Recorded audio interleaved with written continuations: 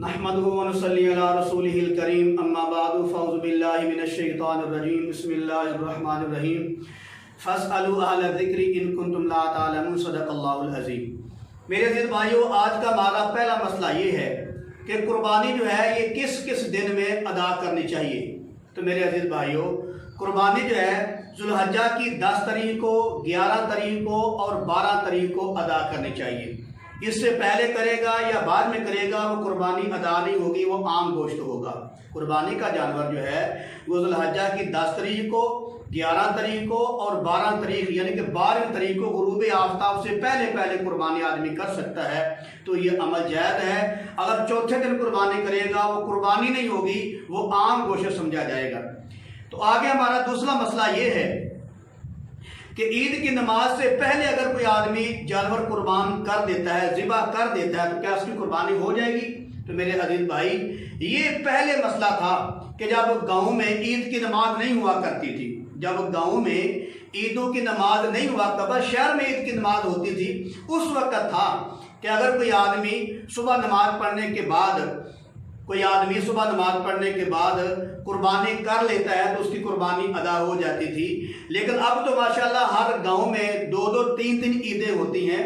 लेकिन अगर आज कोई आदमी ईद पढ़ने से पहले पहले जानवर को ज़िबा कर लेगा तो उसकी कुर्बानी जायज़ नहीं है, वो कुर्बानी नहीं होगी, उसको दोबारा कुर्बानी करनी पड़ेगी। लिहाजा ईद की नमाज पढ़ने के बाद जानवर को ज़िबा करना चाहिए। आगे मसला ये है कि मुसाफिर जो है उस पर कुर्बानी तो वाजिब नहीं, जब वो घर आएगा तो क्या उस पर कुर्बानी वाजिब है कि नहीं? तो मेरे अजीज भाई, मुसाफिर जब इन 3 दिनों में 10, 11, 12 इन 3 दिनों में जब मुसाफिर अपने घर में आ जाएगा तो वो मुकीम हो जाएगा। तो मुकीम पर फिर देखना पड़ेगा, जो मुकीम बन गया है इस पर कुर्बानी वाजिब है कि नहीं। अगर कुर्बानी वाजिब है तो कुर्बानी अदा करे, अगर कुर्बानी वाजिब नहीं तो कुर्बानी अदा उस पर करना जरूरी भी नहीं है।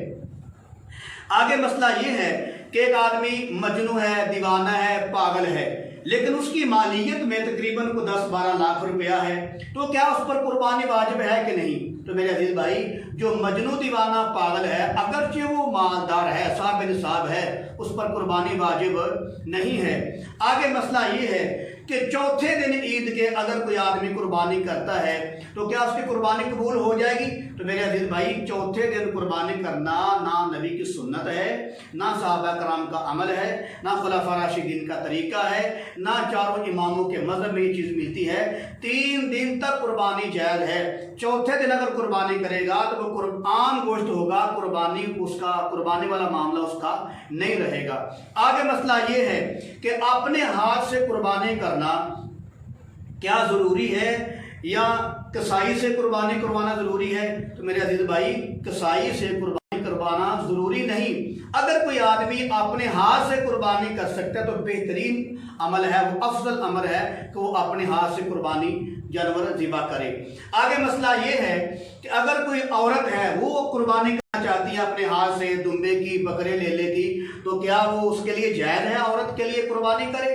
तो मेरे अजीज भाई, औरत के लिए कुर्बानी का जानवर ज़िबा करना जायज़ है, उसके लिए जायज़ है, कोई मना उसके लिए नहीं। बाद लोग ये कहते हैं अगर औरत कुर्बानी करेगी तो उसका वो कुर्बानी का जानवर मकरूह हो जाएगा, तो माअल्लाह, अल्लाह माफ़ करे, ये बिल्कुल मसला गलत है। ना कुरान में उसका कोई सबूत है, ना अहादीस मुबारक में कोई सबूत है, ना चारों इमामों के मज़हब में ये चीज़ है कि औरत कुर्बानी करे तो उसका कुर्बानी किया हुआ जानवर मकरूह हो जाएगा।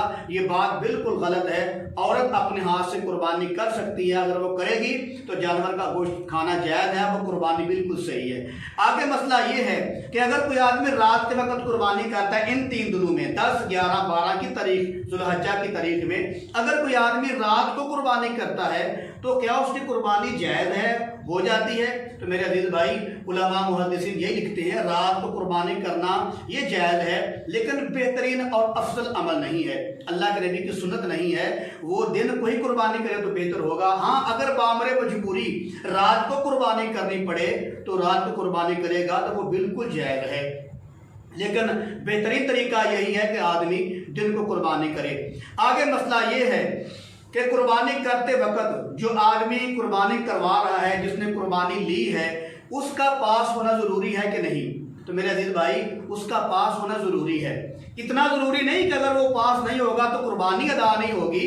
हाँ, उसकी इजाज़त ज़रूरी है, उसकी इजाज़त ज़रूरी है, उसका पास होना भी ज़रूरी है। अगर किसी काम की वजह से अमर मजबूरी वो पास नहीं हो खड़ा हो सका तो उसने इजाज़त दे दिया फ़ोन करके, या किसी का पैगाम भिजवा दिया है कि कुर्बानी कर दो, मेरी तरफ से इजाज़त है, या फ़ोन कर दिया है कि इजाज़त है कुर्बानी कर दो, तो ये बिल्कुल जायज़ है। उसका पास खड़ा होना ज़रूरी नहीं कि अगर वो नहीं खड़ा होगा तो कुर्बानी नहीं होगी, ये बात गलत है। हाँ, वैसे उसका पास खड़ा होना ज़रूरी है। अगर पास खड़ा नहीं है तो इजाज़त दे देता है तो फिर भी कुर्बानी हो जाएगी। आगे मसला ये है कि जो कुर्बानी के हिस्से हैं, छोटे जानवर में तो एक ही हिस्सा होता है, तो बकरा है उसका एक ही कुर्बानी का हिस्सा है। जो बड़े जानवर हैं, बैल है, ऊंट है, गाय है, भैंस है, भैंसा है, तो इसमें 7 हिस्से होते हैं। तो इन 7 हिस्सों में से अगर कोई आदमी अल्लाह ना करे शिरकिया ज़िल का है, कब्रों को सजदे करता है, मज़ारों को सजदे करता है, उसका शिरक वाला इतना सख्त अमल है, लोगों ने देख लिया है कि अपने पीरों को सजदे कर रहा है, या दरबारों पे सजदे कर रहा है, या मज़ारों पे जाकर सही सजदे कर रहा है, तो वो मुशरिक है, वो मुसलमान नहीं। ऐसा आदमी अगर आप कुर्बानी में शरीक करेंगे तो आपकी कुर्बानी ज़ाया हो जाएगी। वो मुशरिक आदमी है जो कब्रों को सजदे करता है या अल्लाह के वलियों को सजदे करता है। तो मेरे अजीज भाई, ये ऐसा आदमी, ऐसे आदमी का हिस्सा कुर्बानी में नहीं रखना चाहिए, वरना दूसरे आदमी की कुर्बानी भी खराब हो जाएगी। आप कहेंगे ये कैसा मसला आपने कर दिया शिरक वाला। मेरे अजीज भाई, कुरान मुक़द्दस में अल्लाह ताला ने कितने नबियों का नाम लेकर कहा है।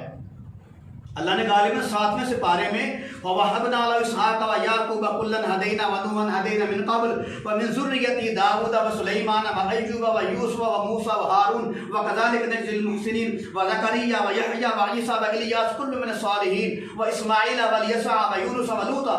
यानी कि अल्लाह पाक ने कितने नबियों के नाम लेकर कहा है, वलौ अशरकू लहबित अन्हुम मा कानू यामलून। अल्लाह ने कितने नबियों का नाम लेकर कहा है, खुदा न खास्ता अगर ये नबी भी शिरक करेंगे तो इनके अमलों को भी बर्बाद कर दिया जाएगा। उसके बाद अल्लाह ने अपने हबीब इमामुल अंबिया, साक़ी कौसर, शाफ़े महशर, रहमतल लिल आलमीन, इमामुल अंबिया, मक़सूद कायनात, हुस्न कायनात हज़रत मुहम्मद रसूलुल्लाह सल्लल्लाहु अलैहि वसल्लम के बारे में भी फरमाया, ला इन अशरकता, अगर हबीब सल्लल्लाहु अलैहि वसल्लम अगर खुदा न खास्ता आप भी शिरक करेंगे, लहबित अन्हुम मा कानू यामलून, फरमाया आपके अमलों को भी बर्बाद कर दिया जाएगा। तो मेरे अज़ीज़ भाई, सजदा करना गैरुल्लाह को ये हराम है, हराम है, हराम है, ये शिरक है। अगर ये शिरक नहीं है फिर कायनात में कोई शिरक नहीं है। लिहाजा जो मुशरिक आदमी है उसका कुर्बानी में हिस्सा नहीं रखना चाहिए। आगे मसला ये है कि अगर कोई आदमी कुर्बानी के हिस्सों में एक आदमी ऐसा है जो सिर्फ गोश्त खाने की नियत करता है, आज हम गोश्त खाएंगे, मज़ा आएगा, कबाब बनाएंगे, ये करेंगे, वो करेंगे, अगर उसकी नियत कुर्बानी की नहीं, फ़कत उसकी नियत गोश्त खाने की है, तो उसकी अपनी कुर्बानी भी ज़ाया होगी, साथ वालों की कुर्बानी भी उसकी ज़ाया होगी।